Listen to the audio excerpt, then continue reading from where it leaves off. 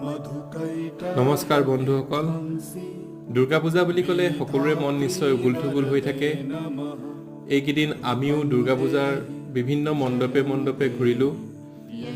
বিল্বেশ্বৰ দেৱালয়ৰ দুৰ্গা পূজাৰ ঐতিহ্য আৰু পৰম্পৰা কিছু সুকীয়া, সুন্দৰ আলোকসজ্জা আৰু লোকে লোকাৰণ্য এক পৰিৱেশ।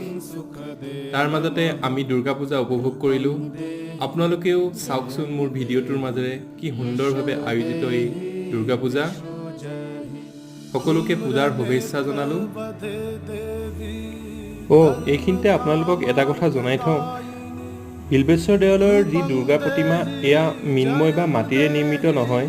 এজোপা কলগছক বিশেষভাৱে তেওঁলোকে সজাই লয় আৰু দেৱী মাৰ ৰূপত সকলোৱে আৰাধনা কৰে। সম্ভৱতঃ এয়া প্ৰকৃতি পূজাৰে এটা ৰূপ বুলিও আমি ক'ব পাৰোঁ।